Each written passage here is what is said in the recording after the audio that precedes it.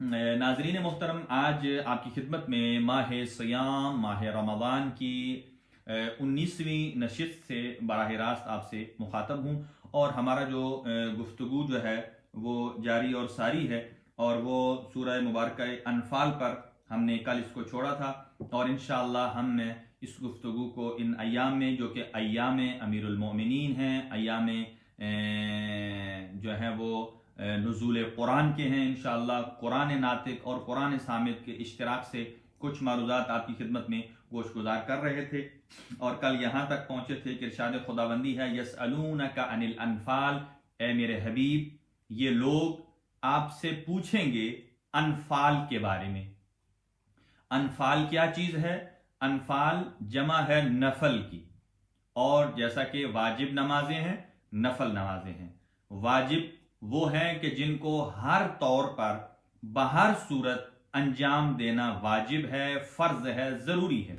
और नवाफिल कहते हैं फ़राइज़ से जो ज़ायद मिकदार है, और उस ज़ायद को नफल कहा जाता है। तो यहाँ माल में नफल और अनफाल का मतलब यह है कि वो अमवाल कि जो लड़ाई झगड़े के बगैर सुलह की शक्ल में, जो बाहमी मुसालहत की शक्ल में, और जो तस्लीम व रज़ा के नतीजे में हुजूर सर्वर कायनात हजरत मोहम्मद मुस्तफ़ा सल्लल्लाहु अलैहि वसल्लम को कि जो माल मिलता है उसे नफल कहा जाता है, और वो अनफाल के जुमरे में आता है। और जिसमें न आपने जंग की हो, न आपने जंग की जहमात उठाई हो, और ना ही लाओ लश्कर को आमादा किया हो, बस मुसालहत के नतीजे में जो माल हासिल होता है उसे माल अनफाल कहते हैं। और इसका दूसरा नाम है माल फै। और चूंकि जंग बदर पहली जंग थी और एक दिफाई जंग थी, और यहां मैं ये बात पहले से वाज़ेह कर दूं कि दुनिया में दीगर जंगें हैं, उनमें और इस्लामी जंग में बहुत फर्क है। इस्लामी जंग जो है उसकी दो ऐसी खसूसियात हैं जो किसी और में नहीं पाई जाती हैं, और उनमें से पहली खसूसियत यह है कि इस्लाम की सारी जंगें दिफाई जंगें हैं, डिफेंस जंगें हैं। यानी उसमें इस्लाम अपने आप को डिफेंड करता है दुश्मन से, ना कि जारहाना जंगें हैं। जारहाना जंग कौन सी होती है? जो खुद से लड़ी जाए, खुद से किसी को जंग की और लड़ाई की दावत दी जाए, नहीं। इस्लाम अमन का दीन है, आश्ती का दीन है। अलबत्ता जैसा कि 4 मुकद्दस महीने हैं, इनमें जंग करने को भी यानी कत्ल और किताल को ममनू करार दिया गया, जिनमें से रजब का महीना है, रमज़ान अल मुबारक का महीना है, मुहर्रम अल हराम का महीना है, और जिलहज का महीना। ये ऐसे अय्याम हैं जो मुकद्दस अय्याम हैं, लेकिन इन अय्याम में पहल करना हराम है। लेकिन अगर कोई आपके ऊपर हमला आवर हो रहा है तो आपके ऊपर दिफा करना वाजिब हो जाता है। जैसे रमज़ानुल मुबारक में, जंगे बदर में, दुश्मन की तरफ से, मुशरिकीन मक्का की तरफ से, अबू सुफियान की सरबराही में, यानी उसकी सारी चाल थी, और अबू जहल की सरबराही में जब ये जंग थोपी गई तो मुसलमानों ने उसका दिफा किया, जिसमें वाज़े अक्सरियत जो है वो मुशरिकीन मक्का की 950,000 के लगभग आदमी थे, और इधर मुसलमानों के सिर्फ 313 थे। और यही वजह है कि मुहर्रमुल हराम में हजरत इमाम हुसैन अलैहिस्सलाम जब नहीं चाहते थे कि वो किसी जंग की सिमत जाएं, लेकिन दुश्मन ने, यजीद इब्न मुआविया ने मजबूर किया, और जब जंग को मुसल्लत किया तो आले मोहम्मद पर दिफा करना वाजिब है। दिफाई एतबार से इमाम हुसैन अलैहिस्सलाम और उनके अंसार ने अपना दिफा किया। तो इस्लामी जंगों में पहली चीज यह है कि ये दिफाई है, ये जो है जारहाना नहीं है, जारहाना नहीं है। और इसी वजह से जंग के अंदर से भाग कर जाना ये बहुत बड़ा जुर्म शुमार होता है।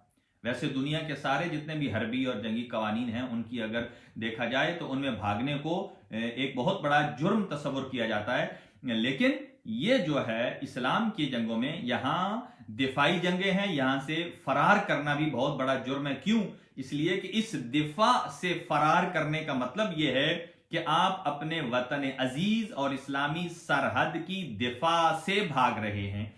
آپ یعنی اللہ کے مذہب کے دفاع سے بھاگ رہے ہیں. مذہب اللہ کا ہے، اس کے رسول کا ہے. اس کا مطلب یہ ہے کہ جو میدان جنگ سے فرار کر رہا ہے وہ صرف میدان سے فرار نہیں کر رہا، وہ دین کی حقانیت سے فرار کر رہا ہے، وہ رسول اللہ صلی اللہ علیہ وآلہ وسلم پر اپنے ایمان سے فرار کر رہا ہے، وہ اللہ کی توحید سے فرار کر رہا ہے. لہذا جو اللہ کی توحید سے فرار کر جائے، رسول اسلام کے دین سے فرار کر جائے، حضور کے ایمان اور آپ کی نبوت اور آپ کی رسالت سے فرار کر جائے، اور صرف فرار ہی نہ کرے بلکہ یہ بھی جملے اس کی زبان پر آ جائیں. اور وہ کون سے جملے ہیں؟ کہا جتنا آج مجھے نبوت میں شک ہوا ہے، اتنا آج سے پہلے مجھے کسی چیز میں شک نہیں ہوا تھا. جو یہ حضور سرور کائنات پر اتنا شک کرے، وہ اس کے بارے میں تو آپ یوں تاریخ میں لکھا ہے کہ وہ مسلمان ہے، بلکہ وہ مومن ہے. اتنے شک اور شک کی مزاج کے باوجود وہ اسلام اور ایمان پر قائم رہ سکتا ہے. لیکن حضرت ابو طالب اپنے ایمان کے اس استحکام اور اپنے ایمان میں یقین اور حضور سرور کائنات اور اللہ پروردگار عالم کی توحید پر محکم ایمان کے باوجود، اگر رکھنے کے باوجود، ان پر یہ تاریخ میں لکھا ہے کہ العیاذ باللہ وہ حالت اسلام پر نہیں تھے. عجیب تاریخ میں ایسے لمحات، ایسے موڑ آئیں گے. اسی لیے میں نے کہا کہ جو تاریخ آپ کی خدمت میں پیش کر رہا ہوں، یہ میں آپ کی خدمت میں ہسٹری پیش کر رہا ہوں جو آپ ہر جگہ سے دیکھ سکتے ہیں. میرے ساتھ آپ کا متفق ہونا یا نہ ہونا ضروری نہیں ہے، یہ میں ہسٹری آپ کے سامنے بیان کر رہا ہوں. اور دوسری شرط اسلامی جنگوں میں، پہلی کہ ساری جنگیں دفاعی تھیں، جارحانہ نہیں تھیں. دوسری کہ نظریات تھے اس میں، یعنی ایک جو ہے آئیڈیالوجی ہے، اور وہ کیا ہے؟ اسلامی آئیڈیالوجی. اللہ، اس کا رسول، اس کا دین، اس کا ایمان، قرآن، اہل بیت، یہ تمام چیزیں ہیں. لہذا جب وہ اترتا ہے میدان میں تو احد الحسنین، دو نیکیوں میں سے، اچھائیوں میں سے ایک اچھائی اسے مل جاتی. یا فتح مبین سے ہمکنار ہوتا ہے تو اچھائی ہے، اور اگر یہ نہ ملی، شہید ہو گیا تو شہادت سے ہمکنار ہو جائے گا. لہذا جو ان دونوں راہوں سے فرار کرے اس کا اسلام بالکل مشکوک ہے، اسلام اور قرآن کے نزدیک. لہذا انفال سے متعلق جب رسول سے پوچھا گیا، یہ پہلی جنگ تھی، تو اس میں لوگ 3 گروہوں میں تقسیم ہو گئے. یہ کیوں آیہ مجیدہ نازل ہوئی؟ اس لیے کہ 3 گروہوں میں تقسیم ہو گئے.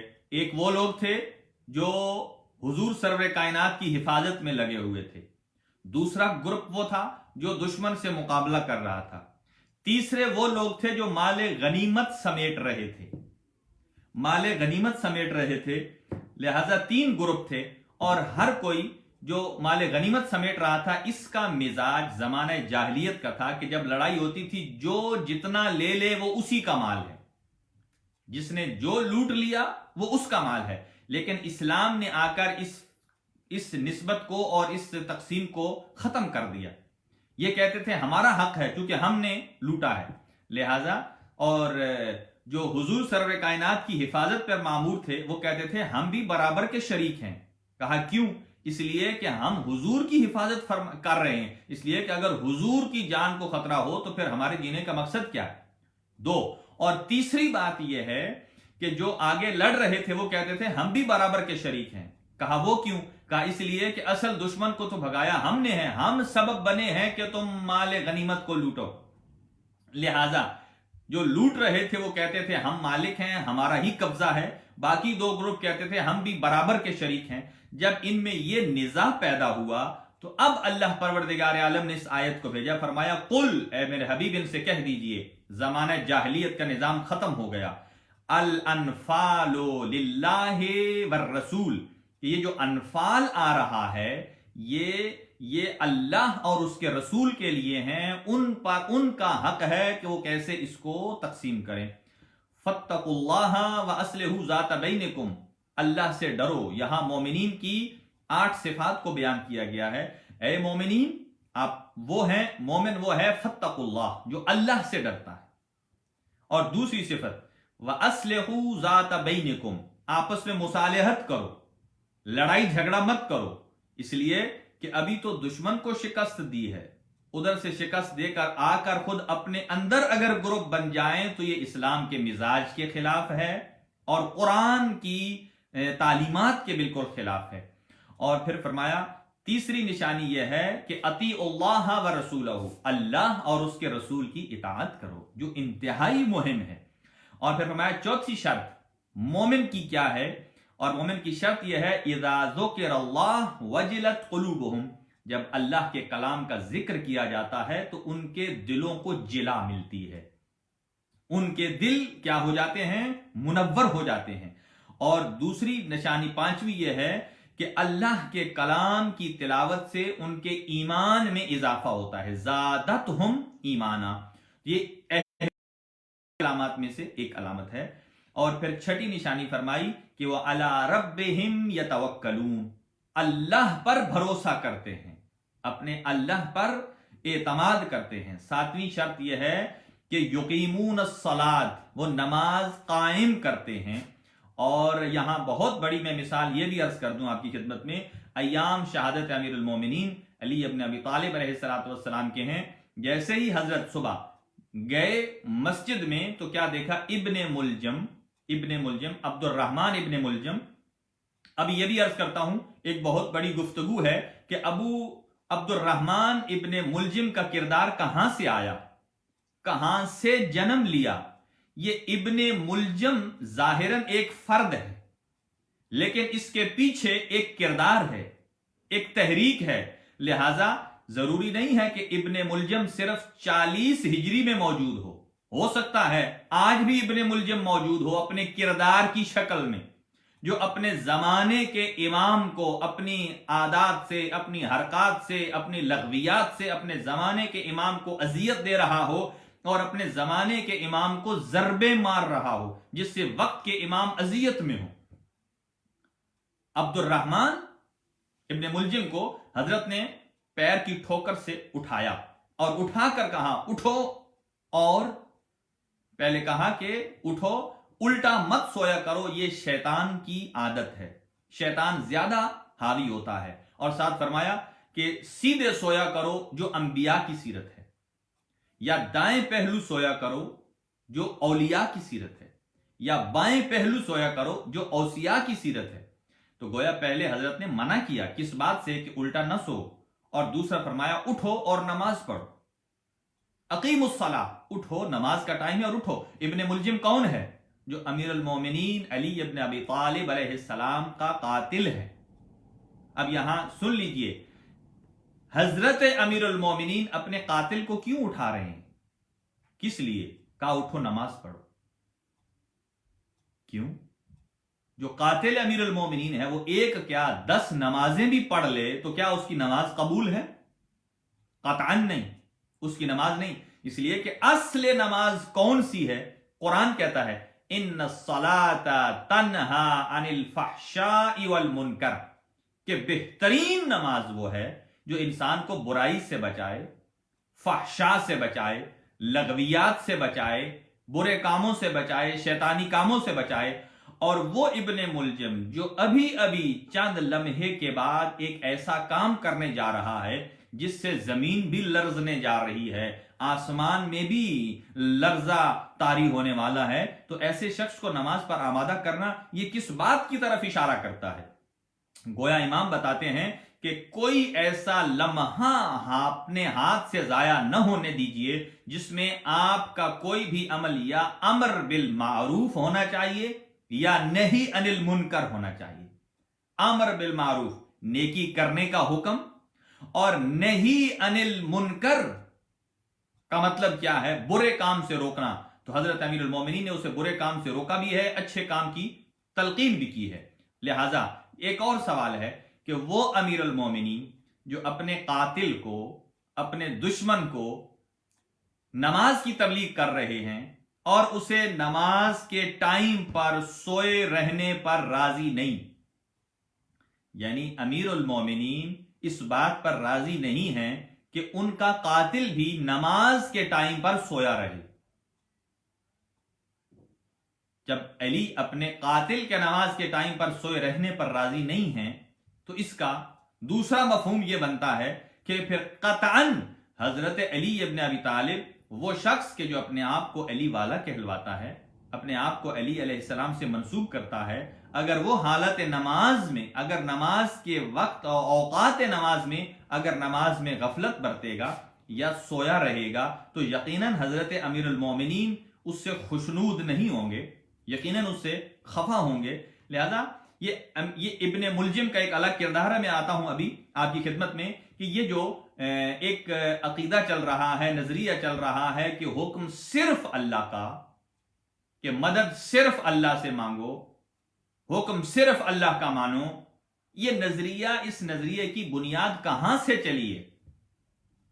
اس لیے کہ آج بھی بہت سارے ہیں وہ کہتے ہیں یا رسول اللہ مدد نہ کہو، یا نبی اللہ مدد نہ کہیے، اور حالانکہ قرآن صراحت سے کہتا ہے وَاسْتَعِینُوا بِالصَّبْرِ وَالصَّلَاةِ، کہ مدد مانگو۔ وَاسْتَعِینُوا باب استفعال ہے، اس میں درخواست اور طلب کے معنی پائے جاتے ہیں۔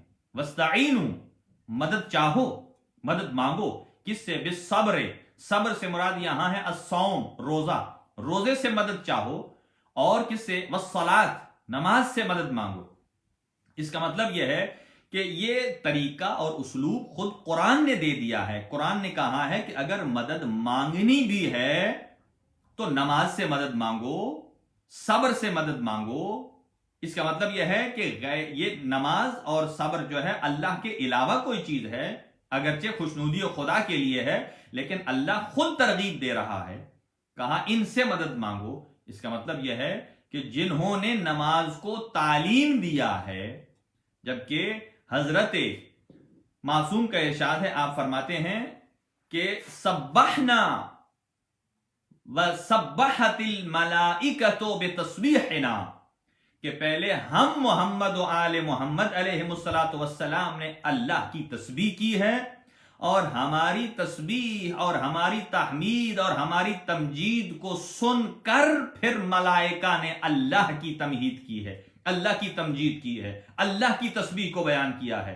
تو جو وہ نماز کو تعلیم کرنے والے ہیں، جو تسبیح پروردگار کو تعلیم کرنے والے ہیں، وہ یہ ایک نعرہ ہے جو کہتے ہیں اللہ اور اس کے سوائے اللہ کے کسی اور سے مدد نہ مانگیے۔ میں ابھی اس کی طرف آ رہا ہوں، اور آخری جملے میں اللہ ارشاد فرماتا ہے کہ ایک اور یہ ہے کہ راہ خدا میں خرچ کرتے ہیں، مما رزقناہم ینفقون، جو اللہ کے دیے ہوئے مال سے خرچ کرتے ہیں۔ لہذا یہاں بات ہو رہی ہے مال انفال کی۔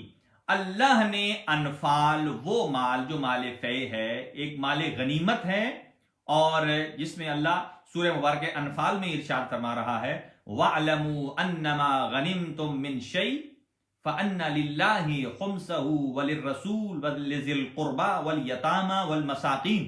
وَاعْلَمُوا، جان لیجئے کہ انما غنمتم من شیء، جس چیز میں سے آپ کو منافع حاصل ہو، چاہے وہ مال غنیمت کی شکل میں ہو، آپ کے کسی اور کاروبار کے ذریعے سے ہو، جان لو کہ فَأَنَّ لِلَّهِ خُمْسَهُ، کہ اس میں سے پانچواں حصہ اللہ کے لیے، وَلِلرَّسُولِ، اس کے رسول کے لیے، وَلِذِي الْقُرْبَى، اور ذی القربہ کے لیے جو رسول اللہ کے قریبی ہیں۔ اب یہاں ایک اور روایت مجھے بہت خوبصورت ملی ہے، اور وہ بھی یوں سمجھیے کہ اہل اطہار، اہل بیت اطہار علیہ السلام سے جو بغض رکھتا ہے، یعنی جو تعصب رکھتا ہے، اس نے بھی اس کو اگر درج کیا ہے تو یقیناً یہ لائق تحسین ہے۔ سنیے گا کہ ارشاد خداوندی ہے قُلْ لَا أَسْأَلُكُمْ عَلَيْهِ أَجْرًا إِلَّا الْمَوَدَّةَ فِي الْقُرْبَى، اللہ ارشاد فرماتا ہے قل، اے میرے حبیب کہہ دیجئے، یعنی یہ لفظ قل جہاں بھی آ گیا ہے، اس کا مطلب یہ ہے کہ اللہ پروردگار عالم رسول اللہ سے کہلوا رہا ہے، یہ جو بات ہے یہ رسول اللہ نے اپنی مرضی سے نہیں کہی ہے، اللہ کہلوا رہا ہے، اس لیے کہ یہ لفظ قل اضافی نہیں ہے، قرآن کا حصہ ہے۔ اگر حضور چاہتے تو قل کو ہٹا سکتے تھے، لیکن تا قیامت دنیا سمجھتی ہے حضور کی اپنی منشا تھی، لیکن حضور سرور کائنات کتنے صادق ہیں، کتنے امین ہیں۔ اللہ نے فرمایا قل، اے میرے حبیب کہہ دیجئے، تو اللہ نے اس قل کو بھی، رسول اسلام نے اس قل کو بھی، جس کو جبرائیل نے آگے فرمایا تھا کہ اللہ کہہ رہا ہے قل، اس کو بھی قرآن میں اللہ کے اذن سے، جو کہ آیت مجیدہ کمپلیٹ تب ہوتی ہے، اس لیے کہ اگر لفظ قل کو ہٹا دیا جائے تو آیت ناقص رہ جاتی۔ کہا قل لا اسألکم علیہ اجرا، کہ میں نے جو تمہیں دین مبین اسلام دیا ہے، نبوت پر، اپنی کار رسالت پر، کوئی اجر نہیں ہے، الا المودۃ فی القربہ، سوائے میرے قربا سے محبت کرو۔ اس کا مطلب یہ ہے محمد و آل محمد علیہ السلام سے محبت کرنا، ان سے مودت کرنا، یہ کیا ہے؟ یہ اجر رسالت ہے، یعنی جو سرکار دو عالم نے قیامت تک لوگوں سے مانگا ہے، وہ کیا مانگا ہے؟ پیسہ نہیں مانگا، روپیہ نہیں مانگا، اور کچھ نہیں مانگا، صرف مانگا ہے کہ میرے اقربا سے محبت کرو، مودت کرو۔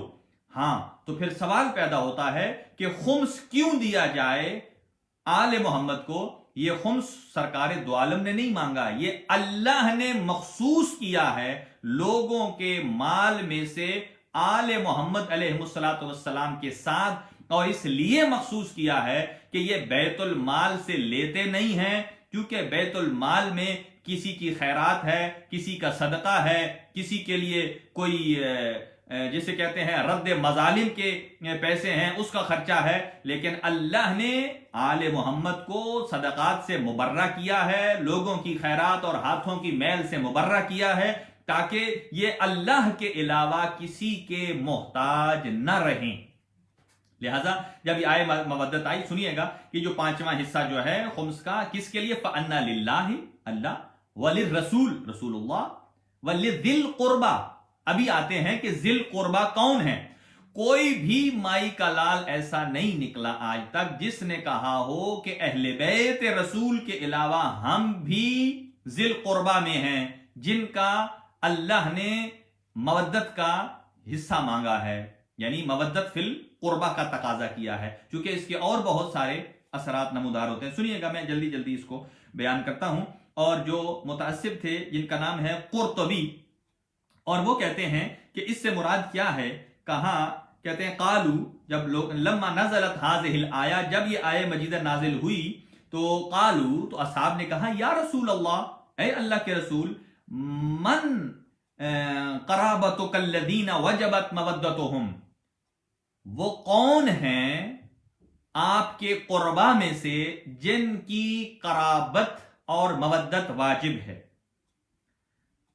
قالا، حضور سر کائنات نے فرمایا، علی و فاطمہ و ولدہا، یا اولادہا و ولدہا، ایک حضرت علی ہیں، ایک حضرت فاطمہ ہیں، اور ان کی اولاد طاہرہ ہے۔ اور ایک اور روایت میں سعید ابن جبیر نے پوچھا، ابن عباس سے روایت ہے، قالوا یا رسول اللہ من ہؤلاء الذین نودہم، یا رسول اللہ وہ کون ہے کہ جن سے ہم مودت کریں، جن سے ہم محبت کریں؟ تو قال علی و فاطمہ و ابناؤہما، علی اور فاطمہ اور ان کے بیٹے۔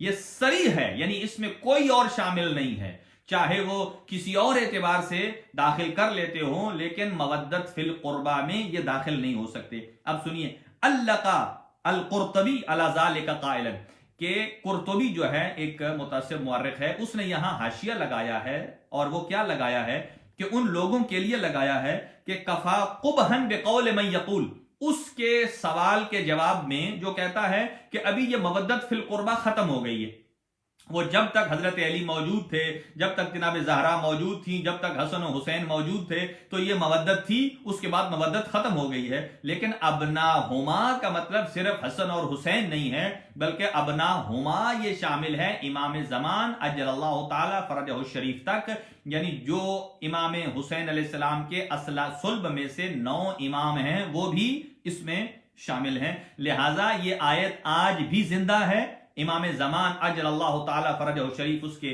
مصداق اتم با قید حیات ہیں۔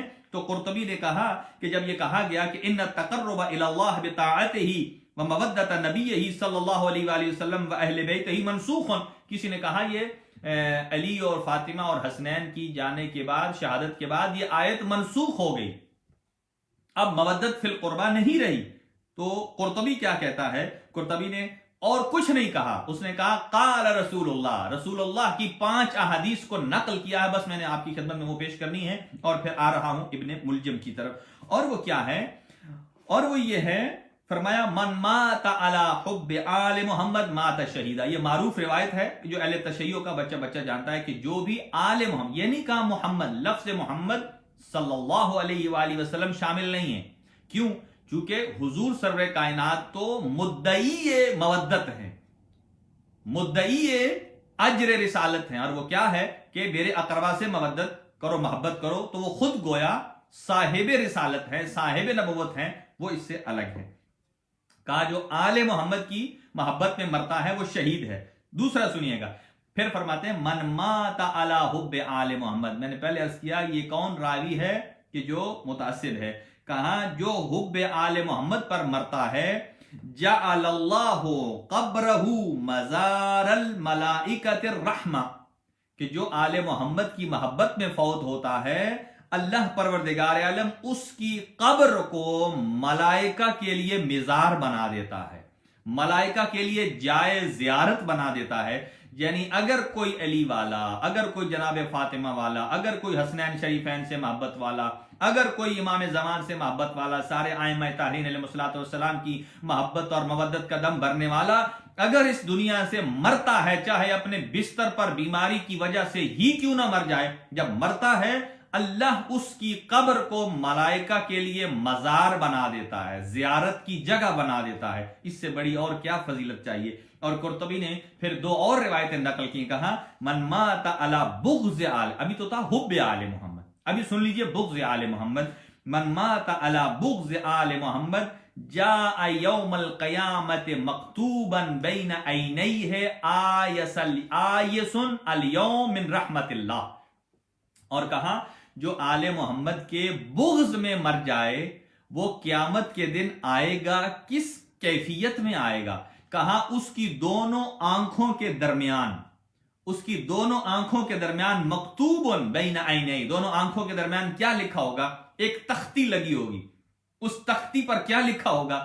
آیسن, مایوس ہے, نامراد ہے, الیوم, آج کے دن, من رحمت اللہ, یہ وہ ہے کہ جو اللہ کی رحمت سے مایوس ہے, چونکہ یہ آل محمد کے بغض میں اس دنیا سے گیا ہے. اور عبد الرحمن ابن ملجم بھی ان کرداروں میں سے ایک کردار ہے کہ جو آل محمد کے مبغضین میں سے ہے. اور 2 اور ساتھ روایتیں ہیں, اس کو میں تمام کر دوں. من مات علی بغض آل محمد, جو آل محمد کے بغض میں مر جائے, لم یرا رائحۃ الجنہ, تو وہ جنت کی خوشبو کو بھی نہیں پا سکے گا. جو بغض آل محمد میں, ابھی کوئی آدمی کہے کہ ابن ملجم جو ہے وہ جنت میں جائے گا, تو ساری دنیا کہتی ہے نہیں, وہ خلیفۃ الرسول کا قاتل ہے, خلیفۃ الرسول کا قاتل. چلیں یہ تو بات صحیح ہے, بڑی خوشائند بات ہے, آپ نے 4تھے نمبر پر بھی خلیفۃ الرسول کو مانا. اور جو ان کا قاتل ہے وہ کہاں جائے گا؟ وہ جنت کی خوشبو نہیں سونگھ سکے گا. تو جو خلیفۃ الرسول کے بیٹے کا قاتل ہے, خلیفۃ الرسول کے 2 بیٹے ہیں, ایک حسن مجتبیٰ ہیں اور ایک حسین مظلوم کربلا ہیں. تو جو حسن مجتبیٰ کے قتل میں ملوث ہے وہ بھی جنت میں نہیں جائے گا, اور جو امام حسین کے قتل میں ملوث ہے وہ بھی کبھی جنت کی خوشبو بھی نہیں سونگھ سکے گا.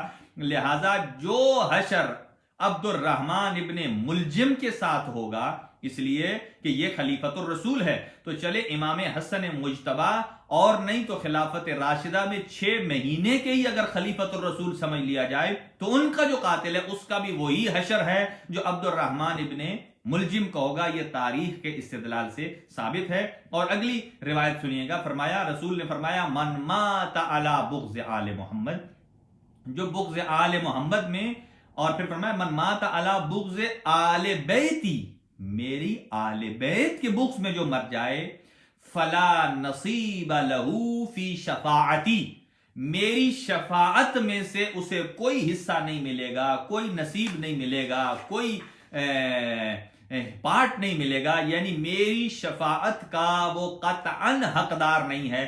بھلے آپ یہ کہیں کہ بعد میں عبد الرحمن ابن ملجم نے توبہ کر لی ہے، عبد الرحمن ابن ملجم نے خانہ کعبے کا طواف کر لیا ہے اور اس میں دعا مانگ لی ہے، اللہ نے ابن ملجم کو معاف کر دیا ہے۔ میرے دوستو، اللہ کے نبی کے وصی کا قتل ایسا ہے کہ جو کبھی معافی کے قابل ہی نہیں ہے۔ جب یہ قابل معافی نہیں ہے تو حضرت امام حسن کے قاتل بھی قابل معافی نہیں ہے، مظلوم کربلا کا قاتل یزید بھی قابل معافی نہیں ہے۔ آئیے، میں آج اگرچہ میری گفتگو کی ڈائریکشن چونکہ دوسری سمت ہے، لیکن چونکہ آج ہم ایک ٹی وی کے ساتھ بھی کنیکٹ ہیں اور ان کی طرف سے جو ایک سوال تھا اس کے سلسلے میں ابھی میں آپ کی خدمت میں کچھ گزارشات عرض کروں گا کہ آیا کہ کردار عبد الرحمن ابن ملجم کہاں سے آیا، اور انشاءاللہ میں اپنے اس موضوع انفال کو لے کر آگے بڑھوں گا، کل بھی چلوں گا، اور یہی انفال ہے جو بتاتا ہے اسی انفال کے زمرے میں حضور سرور کائنات حضرت محمد مصطفیٰ صلی اللہ علیہ وآلہ وسلم نے جو جناب فاطمہ الزہرا سلام اللہ علیہا کو فدق ہبہ کیا تھا، وہ بھی مال فے تھا، مال فے تھا، حضور کی اپنی ملکیت تھی، اور اپنی ملکیت سے جناب زہرا کو یہ حق ادا کیا آپ نے، اور اس پر مختلف شاہد ہیں، اور انشاءاللہ سورہ مبارکہ حشر سے میں کل آپ کی خدمت میں پیش کروں گا۔ اب سن لیجئے کہ یہ کردار ابن ملجم کہاں سے آیا۔ میں بھی آج کے زمانے میں وہ کردار ہو۔ کردار کسے کہتے ہیں؟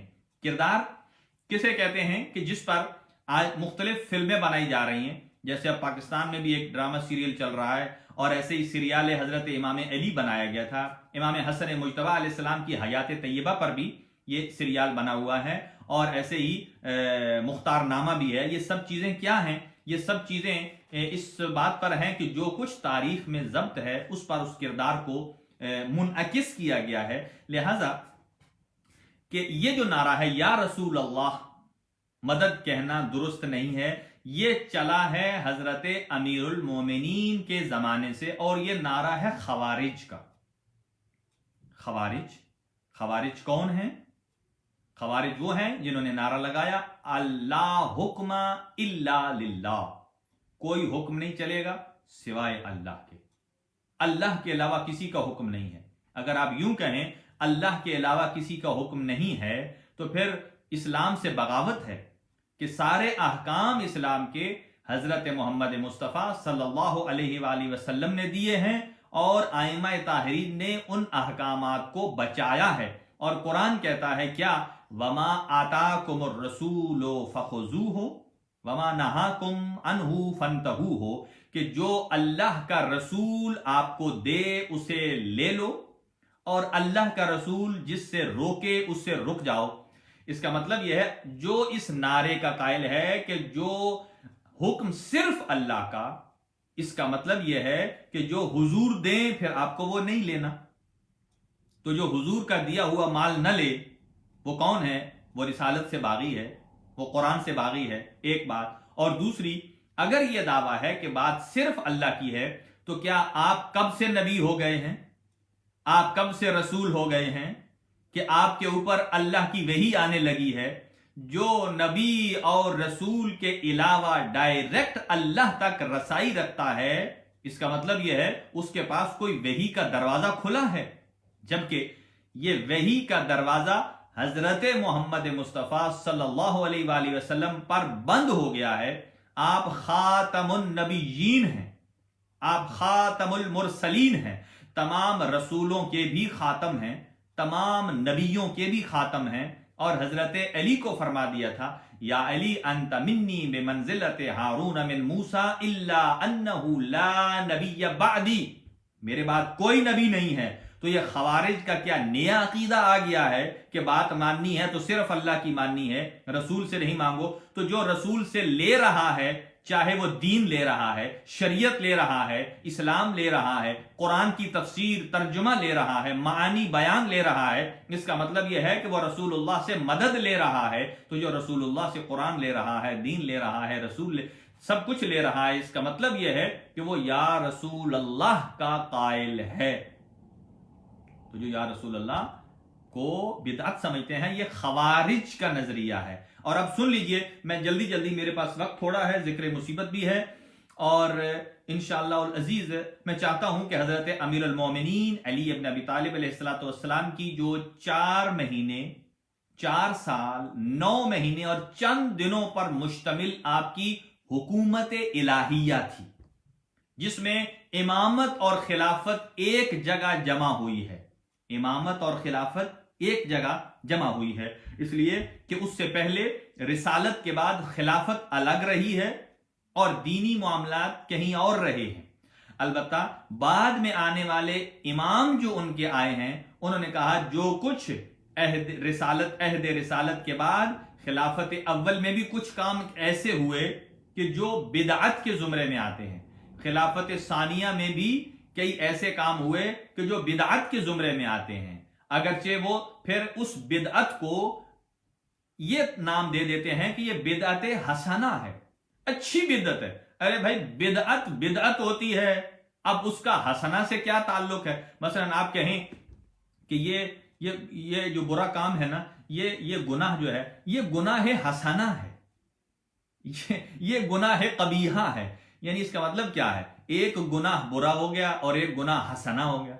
यानी जब गुनाह आ गया, इसका मतलब यह है कि ऐसा काम है कि जो मकरूह है, यानी जिससे नापसंदीदगी इख्तियार की गई है, तो कभी भी उसके अंदर हुस्न नहीं आएगा, उसमें जमाल नहीं आएगा। ऐसे ही जो बिदअत होती है, बिदअत का मतलब यह है ऐसा काम जो दीन में मौजूद ना हो और आप उसे दीन में डाल दें, ये बिदअत है। और अगर आपने जो चीज दीन में डाली है, आप कहते हैं ये बिदअत हसना है, यानी हमें अच्छी लगी है, इसका मतलब यह है कि वो अल्लाह जिसने अल-यौमा अकमलतु लकुम दीनकुम की सनद दी है कि मैंने आपके लिए दीन को मुकम्मल कर दिया है, दीन के सारे चैप्टर क्लोज हैं, अब इसमें कोई गुंजाइश नहीं है रत्ती बराबर भी कि आप इसमें कोई इजाफा करें। तो जो बिदअत कहकर उसे हसना कह रहा है, इसका मतलब यह है कि वो अल्लाह के दीन में दखालत कर रहा है कि अल्लाह को पता नहीं था कि ये चीज होनी चाहिए, ये मुझे पता है, मैंने दाखिल कर दी है, फलां साहिब को पता थी, उन्होंने दाखिल कर दी है, फलां को ये चीज बहुत पसंद आई, उन्होंने इसे दाखिल कर दिया। तो लिहाजा जैसा कि बहुत सारे ऐसे मामलात हैं कि पहले रसूलुल्लाह के जमाने में भी नमाजें हाथ खोल कर पढ़ी जाती थी और इमाम मालिक के मानने वाले भी हाथ खोल कर पढ़ते हैं। फिर किसी को जब उसके सामने कुछ कैदियों को लाया गया और वो कैदियों के हाथ बंधे हुए थे, तो कहा कि ये रविश बहुत अच्छी लगी है मुझे कि जैसे कैदी मेरे सामने आते हैं और वो हाथ बंधे हुए हों तो उनमें आजिजी नजर आती है, इनकिसारी नजर आती है, लिहाजा अल्लाह के दरबार में जाएं तो भी हाथ बांध कर जाइए। तो नाजरीन मोहतरम, ये ऐसी चीजें हैं कि जो अल्लाह और उसके रसूल ने शामिल नहीं की, लेकिन जो उसके बाद में शामिल हो गई, इनको कभी बिदअत को हसना नहीं कहा जा सकता। लेकिन उनसे यही गुजारिश है कि वो अल्लाह नहीं जानता था कि जब मैं अपने बंदे को दुनिया में भेज रहा हूं तो भी सीधे हाथ और खाली हाथ, खुले हाथों भेज रहा हूं, और जब दुनिया से बंदा वापस अल्लाह के पास जाता है तो कभी किसी ने, जो मुसलमान है, किसी भी मैयत को कब्र में हाथ बांध कर नहीं रखे, उसके हाथ खोल कर रखते हैं। और इस बात को तो सिकंदर आजम ने भी कह दिया था, शायद कि वो मुसलमान नहीं था, सिकंदर आजम ने भी कह दिया था कि मैं भी जब मर जाऊं, जिसकी हुकूमत दुनिया के अक्सर इलाके पर थी, और कहा जब मैं मर जाऊं तो मेरे कफन से दोनों हाथों को बाहर निकालकर आजाद करके खोल कर खुला रखना, ताकि दुनिया को पता चले कि जो दुनिया पर हुक्मरान था वो जाते हुए खाली हाथ जा रहा है। लिहाजा ये तमाम ऐसी चीजें हैं कि जो अगर दाखिल की जाए तो हजरत अमीरुल मोमिनीन का जो जमाना था 4 साल 9 महीने और कुछ दिनों पर मुश्तमिल था।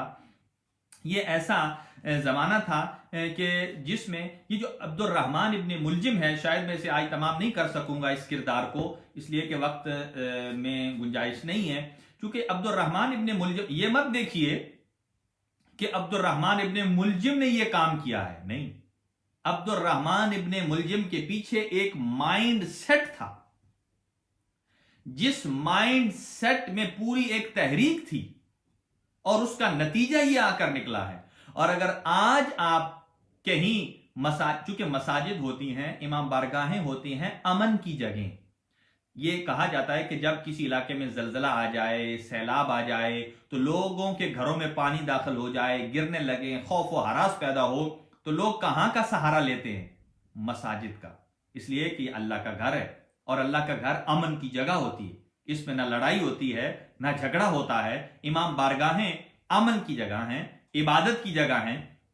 और यहां किसी ने एक सवाल किया, अगरचे उसका वो नहीं है, पस मंजर नहीं है, अभी मैं एक जुमले में कह देता हूं। किसी ने कहा कि अगर इमाम बारगाहें इतनी जरूरी थी तो हजरत अमीरुल मोमिनीन ने अपने जमाने में क्यों ना बना दी थी कि ताकि वो रहती। तो मैं उनसे ये कहूंगा कि हजरत अमीरुल मोमिनीन ने रसूलुल्लाह सल्लल्लाहु अलैहि वसल्लम के बाद एक इमाम बारगाह तो बना कर दी थी जनाबे फातिमा तो ज़हरा सलामुल्लाह अलैहा को।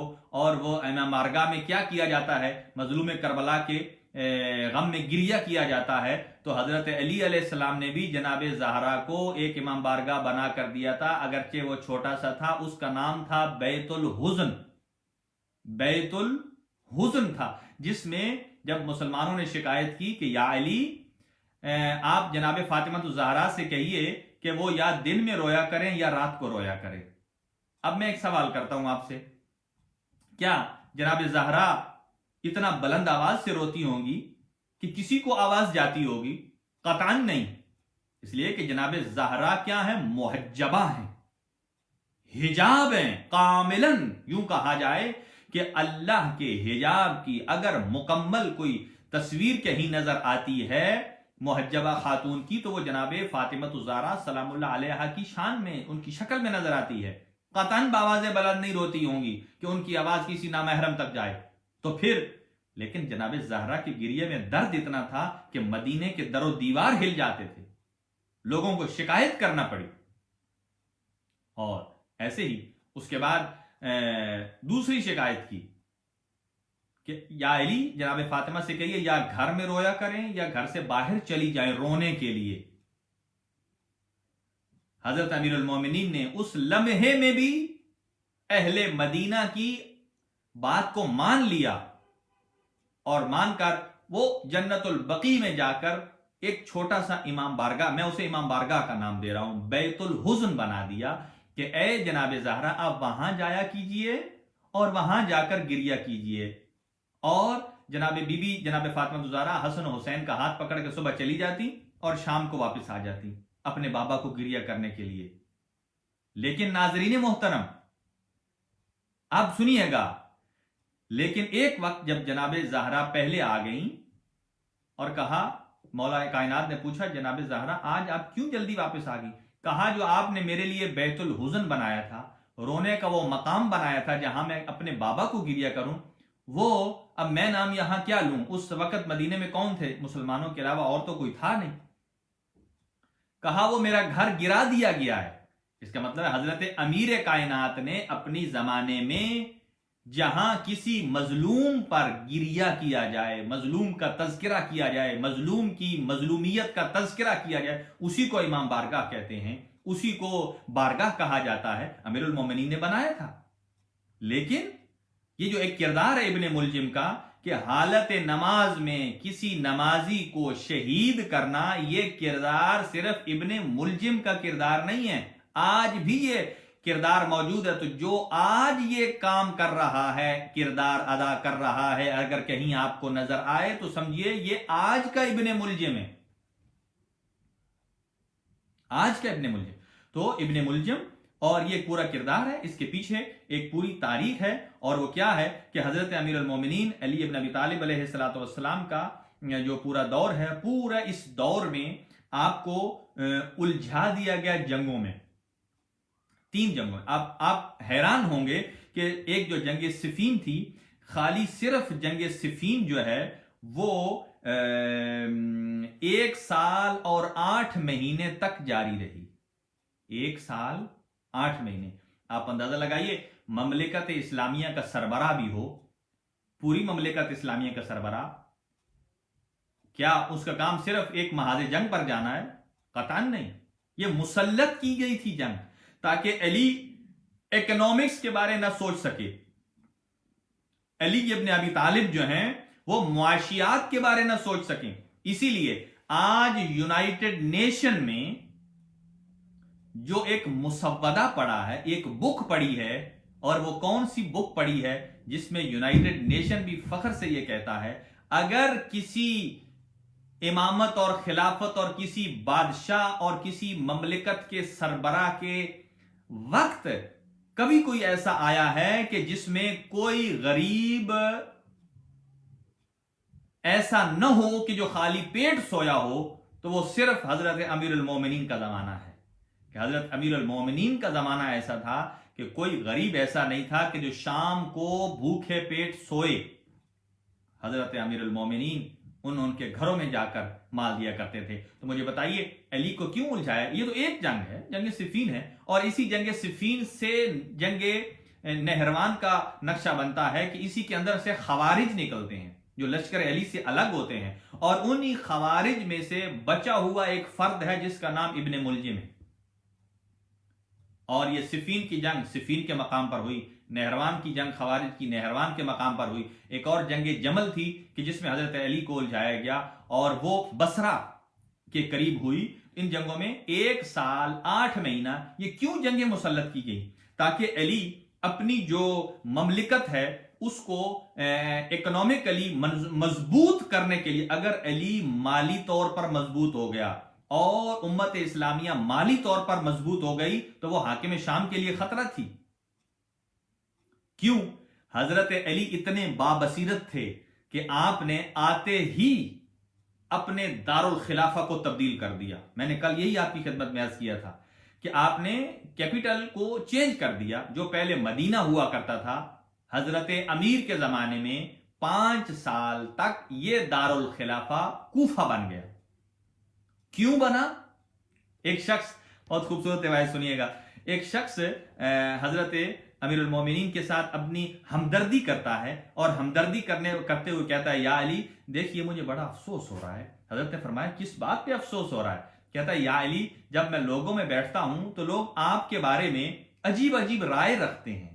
कहा कौन सी राय रखते हैं? कहा लोग ये कहते हैं कि अली को पता नहीं है कि अली दारुल खिलाफा मदीना से लेकर यहां आ गया, ये इकोनॉमिकली अली मार खा जाएंगे और माली एतबार से जब कमजोर हो जाएंगे। जैसे अभी आप देख रहे हैं कि corona virus lockdown Aahista Aahista जब खत्म हो रहा है, लेकिन इसके असरात के जो इकोनॉमिकली जो एक फ्लॉप आया है और पूरी दुनिया में जो क्राइसिस इकोनॉमिकली जो आ रहे हैं, ये बाद में आहिस्ता आहिस्ता ग्रेजुअली पता चलेंगे। कुछ फैक्ट्रियां तो, कुछ इदारे तो ऐसे हैं कि जो अभी से बैंकक्रप्ट हो रहे हैं, और ये आहिस्ता आहिस्ता उसका रिजल्ट निकलेगा। लेकिन और हजरत अमीरुल मोमिनीन को किसी ने कहा कि लोग कहते हैं कि आपने अपनी हुकूमत को जानबूझकर दारुल खिलाफा तब्दील करके कमजोर कर दिया है। हजरत ने फरमाया लोगों की बातों में ना आओ। कहा क्यों? कहा इसलिए लोग तो बातें करते रहते हैं, इसलिए लोगों का अली के खिलाफ महाज बनाना और अली की मुखालफत में बातें करना, ये इस बात पर दलालत करता है कि अली कुछ काम कर रहा है ममलिकत इस्लामिया के लिए। अली हरकत में है, अली कुछ बेहतर सोच में है। और जो आदमी सबको राजी करने के चक्कर में हो, माल देता रहे, ऐसे में ना वो राजी होते हैं ना अल्लाह राजी होता है। कहा कि ये जो उनकी बातें करना है करने दो, अली किसी की बातों से खाइफ नहीं होता। अली किसी को खुशनूद करने के लिए, जब अली ने अपने सगे भाई अकील को बैतुल माल से नहीं लेने दिया इजाफी रकम, तो कोई और तो कहां को जा रहा। तो कहा मुझे लोगों को खुश नहीं करना है, मुझे अपने अल्लाह को खुश करना है। और दूसरा फरमाया मैंने कूफा को, हजरत ने कूफा को इसलिए दारुल खिलाफा बनाया क्योंकि कूफा जो है सारे अरब ममालिक के लिए एक हब की हैसियत रखता था कि सारे अरब जजीरे को रास्ते यहीं कूफा से जाते थे। कोई इराक को जा रहा है, कोई हिजाज को जा रहा है, कोई शाम को जा रहा है, कोई इधर यूएई को जा रहा है, कोई उर्दन, जॉर्डन, जिधर भी अरब इस्लामी ममलिकत जहां जहां है उसके रास्ते यहां हैं। कहा ये मरकज बनाओ ताकि यहां से जो जहां जिधर जाना चाहे चला जाए। میری گفتگو شاید طوالت اختیار کر گئی ہے اور انشاءاللہ اس کو کل بھی جاری اور ساری رکھوں گا کہ ابن ملجم کا کردار کیا تھا. بس یہاں میں ذکر مصیبت کی طرف آؤں گا اور اس کے بعد پھر انشاءاللہ کچھ دعائیہ کلمات ہیں. تو چنانچہ حضرت امیر المومنین علی ابن ابی طالب علیہ السلام کو جو ہے اپنے زمانے میں جنگوں میں الجھایا گیا اور کوئی مثبت کام نہیں کرنے دیا گیا.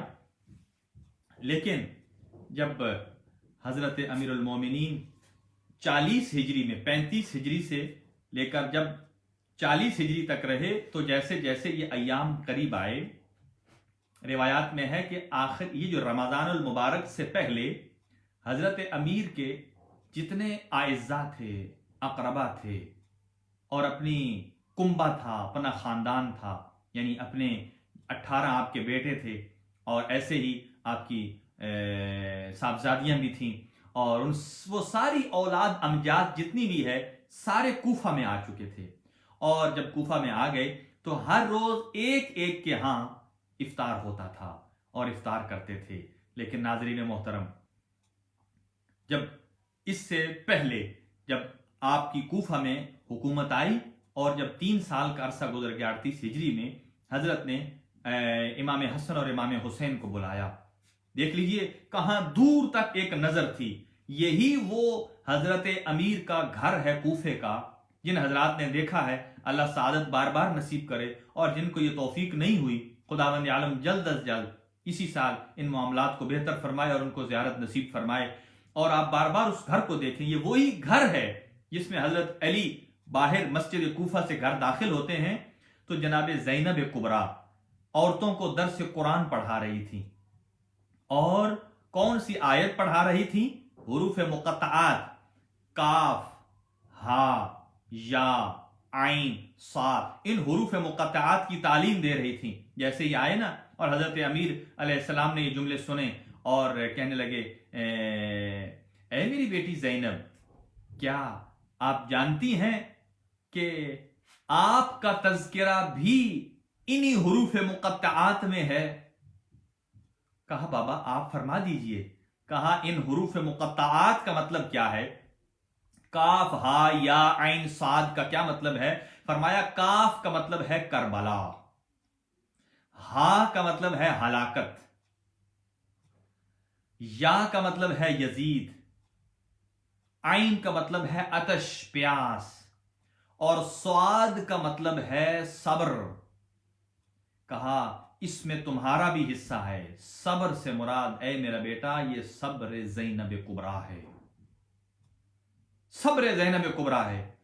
اور اس وقت ایک مرتبہ بی بی کی آنکھوں سے آنسو آ گئے اور آنسو آئے اور فرماتی ہیں اے میرا بابا آپ مطمئن رہیے، آپ ابھی مجھے بتا رہے ہیں لیکن میری ماں فاطمہ زہرا اس سے پہلے مجھے بتا چکی ہیں اس سفر کربلا میں. اے زہرا آپ کا بڑا حصہ ہے، اگر دین کو بچانا ہے تو تیرا بھائی حسین بچائے گا، لیکن اپنے بھائی کی قربانی کو اگر زندہ رکھنا ہے اے زینب عالیہ یہ تیرے حوصلہ ہے، یہ تیرا صبر ہے، یہ تیرا کردار ہے.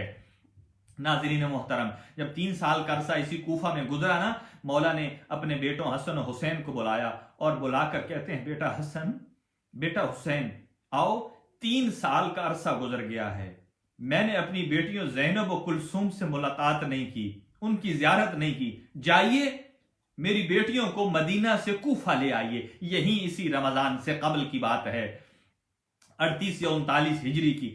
اور کہا جاؤ اور میری بیٹیوں کو مدینہ سے کوفہ لے آئیے. ناظرین محترم زیادہ وقت نہیں ہے، 4 یا 5 منٹ آپ کی زحمت آپ کو تکلیف دوں گا. کہا ان سے لے آئیے، لیکن بیٹا حسن حسین یاد رکھیے گا کہ میری بیٹیاں مسلسل سفر کرنے کی عادی نہیں ہیں، انہیں جگہ جگہ منزل کراتے آنا، اس لیے کہ وہ تھک جائیں گی، وہ عصمت و طہارت کی پروردہ ہیں. اور دوسری شرط فرمائی ہے میرا بیٹا حسن و حسین دن کو آرام کریے گا اور رات کی تاریکی میں سفر کیجئے گا، اس لیے کہ زینب و کلثوم فاطمہ الزہرا کی بیٹی ہیں، ان کا جنازہ بھی رات کو اٹھا تھا. دن کو آئیے گا. اور پھر تیسری نصیحت کی، فرمایا کہ شہر کا راستہ اختیار نہ کیجئے گا، بیابان کے راستے سے آئیے گا, غیر معروف راستے سے آئیے گا جہاں کوئی دیکھنے والا نہ ہو. لیکن جیسا ہی آپ کوفہ میں وارد ہوں تو مجھ امیر المومنین کو خبر دینا, میں خود اپنی بیٹیاں زینب و کلثوم کے استقبال کے لیے آؤں گا. زائرین ناظرین محترم, کہ جب یہ چھوٹا سا قافلہ امام حسن و حسین اور ساتھ حضرت ابو الفضل العباس کے جو جناب زینب کے پردے کا وارث ہے وہ ساتھ چلے, مدینہ پہنچے, چھوٹا سا قافلہ تیار ہوا اور اماریاں رکھی گئیں اور ان پر کپڑے نصب کیے گئے, محمل تیار کیے گئے. اور جب یہ بیبیاں تیار ہوئیں اور محمل پر سوار ہو چکی, اب یہ چھوٹا سا قافلہ چل رہا ہے مدینہ سے کوفہ کی طرف. بس آپ کے اذہان کو ایک اور طرف, اسی کوفہ میں کسی اور دور کی طرف لے جانا چاہتا ہوں. اور جب یہ مدینہ سے چلا نا قافلہ, چھوٹا سا قافلہ ہے, حضرت عباس بعض روایات میں ہے امام حسن کے ہاتھ میں مہار ہے, امام حسن امام حسین اور حضرت غازی عباس دائیں بائیں ہیں محملوں کے. اور جب یہ قافلہ چلا نا, ہر ایک منزل پر تھوڑی تھوڑی دیر کے بعد حضرت ابو الفضل العباس اپنی بہن زینب کے محمل کا نقاب الٹ کر پوچھتے تھے, بہن زینب کہیں تھک تو نہیں گئی؟ اجرکم علی اللہ, اے بہن زینب کہیں تھک تو نہیں گئی؟ اور یہ کراتے کراتے, اور جیسے ہی جب کوفہ کی منزل پہنچی نا, اور ایک مرتبہ جب مولا امیر المومنین کو اطلاع دی گئی کہ میری قافلہ یہ قریب آ گیا ہے, علی کی بیٹیاں آ چکی ہیں, حضرت امیر نے ایک منادی کو کہا آواز لگاؤ پورے کوفہ میں, اور وہ آواز یہ لگاؤ کہ جو آدمی گھروں کے اندر ہیں وہ گھروں کے اندر رہیں, اور جو گلیوں سے باہر ہیں, شہروں سے باہر ہیں, وہ شہروں کے باہر رہیں, کوئی آدمی کوفے کی گلی میں نہ آئے. کہا کیوں؟ کہا اس لیے کہ آج علی و بطول کی بیٹیاں کوفہ میں وارد ہو رہی ہیں. چنانچہ امیر المومنین آئے اور امیر المومنین نے خود اس ناکا کی مہار کو تھاما, اور ناکا کی مہار کو تھام کر جیسے چلنے لگے نا, اور جیسے ہی کوفہ کا پہلا چوک آیا, چوک اسے کہتے ہیں چوراہا, جہاں سے 4 راستے نکلتے ہیں, اور جب اس چوراہے میں پہنچے ایک مرتبہ کہا رک جائیے, اور حضرت زینب کبریٰ کے محمل کا نقاب الٹ کر حضرت امیر فرماتے ہیں, اے بیٹا زینب ذرا محمل سے دیکھو, یہ کوفہ کا پہلا چوک ہے, یہ کوفہ کا پہلا بازار ہے. اب بیٹی کے ذہن میں کوئی سوال پیدا ہوئے, بی بی زینب کبریٰ کے ذہن میں کوئی سوال, لیکن بابا کی عظمت کو دیکھ کر خاموش رہ گئی. اب جب چند قدم اور یہ آگے قافلہ چلا نا, ایک مرتبہ امیر المومنین فرماتے ہیں, اے بیٹا زینب ایک مرتبہ اور تکلیف کیجئے. امیر کائنات نے محمل کا نقاب الٹا اور الٹ کر کہا, بیٹا زینب دیکھو یہ کوفہ کا مرکزی بازار ہے. اب جب کہا نا مرکزی بازار ہے, مین چوک ہے, اب بی بی سے نہ رہا گیا, اور بی بی نے فرمایا, اے میرا بابا یہ باتیں جو آپ مجھے بتا رہے ہیں یہ باتیں تو بیٹوں کو بتانی چاہیے, آپ محمد حنفیہ کو بتائیے, آپ عباس کو بتائیے, آپ حسن و حسین کو بتائیے, آپ دیگر اپنے بیٹوں کو بتائیے. میں تو گھر میں رہتی ہوں, گھر میں رہنے والی مستورات کو تو یہ باتیں نہیں بتائی جاتی. امیر کائنات کی آنکھوں سے آنسو آ گئے, اور ایک مرتبہ محمل کے ساتھ اپنے ماتھے کو ٹیک کر فرماتے ہیں, اے زینب جس چیز کو میں اپنی نگاہ امامت سے دیکھ رہا ہوں اسے ذرا دیکھیے. آج تو آپ کوفہ میں وارد ہو رہی ہیں, آپ کا استقبال کرنے والا آپ کا بابا امیر المومنین ہے, آپ کا بھائی حسن ہے, حسین ہے, عباس ہیں, لیکن یاد رکھو کل جب دوبارہ آپ اسی کوفہ میں وارد ہوں گی 61 ہجری ہوگی, حسن شہید ہو چکے ہوں گے, حسین شہید ہو چکے ہوں گے, اور یہی وہ کوفہ ہوگا کہ جس میں آپ جب وارد ہوں گی تو کس انداز سے وارد ہوں گی. کوئی کہیں سے پتھر مار رہا ہوگا, کوئی کہیں سے توہین کر رہا ہوگا. الا لعنت اللہ علی القوم الظالمین وسیعلم الذین ظلموا ای منقلب ینقلبون. پروردگار بحق محمد و اہل بیت محمد ہماری اس قلیل سی عبادت کو اپنی بارگاہ میں شرف قبولیت عطا فرما. پروردگار بحق محمد و اہل بیت محمد اس مجلس عزا کا ثواب جن جن مرحومین کے لیے کہا گیا ہے ان کے نامہ اعمال میں درج فرما, اور جن جن مومنین اور مومنات نے درخواست دعا کی ہے پروردگار اس مجلس عزا کا ثواب اور دعائے مبارکہ افتتاح اور تلاوت قرآن مجید کا ثواب جتنے بھی ہمارے ادارے پاکستان جعفریہ کے مرحومین ہیں ان کے نام اعمال میں درج فرما، اور سید عامر نقوی جو ہالینڈ سے ہیں ان کے والدین کے گناہ معاف فرما، اور پروردگار اطہر کاظمی صاحب کے والدین کے درجات بلند فرما، سید نجم الحسن بخاری صاحب کے والدین اور ان کی فیملی کے جتنے بھی جملہ مرحومین ہیں پروردگار ان کو جوار سید الشہداء میں جگہ عنایت فرما، اور سید محسن نقوی صاحب کے والدین اور ان کے سسر ساس اور ان کی مرحومہ اہلیہ اور ان کی ہمشیرہ مرحومہ اور عباس بھائی اٹلی سے، اور جو بھائی برادر واصف حسین صاحب کے والد ان کے درجات بلند فرما، اور جتنے مومنین نے الغرض درخواست سے دعا کی ہے۔ اور ابھی ہمارے پاس 38 منٹ پر افطار کا وقت ہے برسلز میں، اور دعا ہے خداوند عالم سارے مومنین کی توفیقات میں اضافہ فرمائے، اور جو بھی اولاد ہیں ان کی جھولیوں کو آباد فرمائے، جنہیں اولاد عطا کی ہے نیک اور صالح تربیت کی توفیق عطا فرمائے۔ پروردگار اس ماہ سیام ماہ مبارک میں ہمیں حق و باطل میں فرق کرنے والی کتاب قرآن مجید کی تعلیمات پر عمل پیرا ہونے کی توفیق عنایت فرما۔ جتنے ہمارے نوجوان ہیں، ینگسٹرز ہیں جو دینی جذبات رکھتے ہیں اور جو دین مبین اسلام پر کاربند ہیں، خداوند عالم ان کی توفیقات میں دن دگنی رات چگنی اضافہ فرمائے۔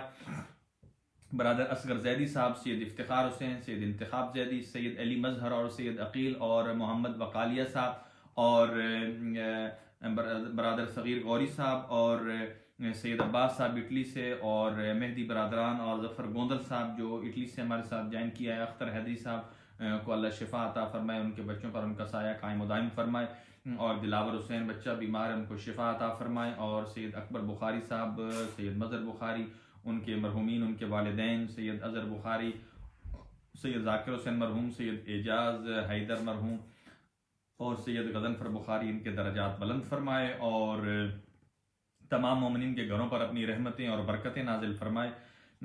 اور ایک درخواست ہے برادر وقار حسین صاحب کی، حیدر صاحب کی، پاکستان سے، اللہ ان کو اولاد نرینہ عنایت فرمائے۔ ایک اور درخواست دعا ہے، خدا ان کو نیک اور صالح فرزند عنایت فرمائے۔ نایاب فاطمہ طیبہ کاظمی اور کنیز فاطمہ پاکستان میں بیمار ہیں، شفا عطا فرمائے سید زاہد کاظمی صاحب کو، اور سید توقیر شاہ صاحب، ان کے والد صاحب سید ارشاد حسین شاہ صاحب، سید توقیر شاہ صاحب کی والدہ اور ان کے بھائی جو مرحوم ہیں ان کے درجات بلند فرمائے۔ سید تفسیر شاہ صاحب کی توفیقات میں اضافہ فرمائے۔ رضوان روجی صاحب، محمد حسین شاہ صاحب اور علی رضا بخاری صاحب، ذوالفقار موسیٰ صاحب، ابرار کاظمی صاحب اور شبر رضوی صاحب، مبارک زیدی صاحب اور سید جابر عباس صاحب، سید ثاقب صاحب گینٹ سے، اور ایسے سید عابد کاظمی صاحب، سید اخلاق حسین شاہ صاحب اور سید صدام حسین، برادر سجاد حیدر، ان سب کی توفیقات میں اضافہ فرما، مال و رزق میں برکت عنایت فرما، اور بحق محمد و اہل بیت محمد حیدر رضا صاحب مونس سے، برادر احمد صاحب مووی میکر جو ہیں، خدا ان کے والدین کے گناہ معاف فرمائے، برادر نبیل جعفر صاحب کے والدین کی مغفرت فرمائے، جعفری صاحب کے والدین، اور حاجی آصف صاحب کے جو ہے ان کو صحت عطا فرمائے، اور برادر شیخ ضامن صاحب، ثاقب گجر صاحب جو ہیں ان کی ساری خواہشات کو پورا فرمائے، ان کو صحت اور تندرستی عنایت فرمائے، اور سید محسن رضا صاحب، سید تامین بخاری اور سید سبت حسن اظہر غوری صاحب جو ہیں اٹلی سے، اللہ ان کی توفیقات میں اضافہ فرمائے۔ ایسے ہی کینیڈا سے مومنین، آسٹریلیا سے، اور جملہ مومنین اور مومنات جو ہم سے درخواست دعا کرتے ہیں گائے بگائے، وجاہت حسین صاحب ہیں، صغیر غوری صاحب، ان کی فیملی کو اللہ آباد و شاد فرمائے، اور اسماعیل مغل صاحب، چنگیز صاحب اور مظہر علی فالج کا مریض ہیں، زیب و نساء بیمار ہیں عورت، اور اطہر صاحب کی ہمشیرہ اللہ ان کو شفا عطا فرمائے، زینب حسین اور عشرت رضا اور فرح کاظمی اور دیگر مدیحہ حیدر اور محفت نور جو ہیں، خداوند عالم ان کی توفیقات میں اضافہ فرمائے اور ان کی جملہ حاجات کو پورا فرمائے، ان کے گھر پر اپنے امام زمان کا سایہ فرمائے، اور آفات ارضی و سماوی سے محفوظ اور معمون فرمائے، کرونا وائرس کا جلد خاتمہ پر فرمائے۔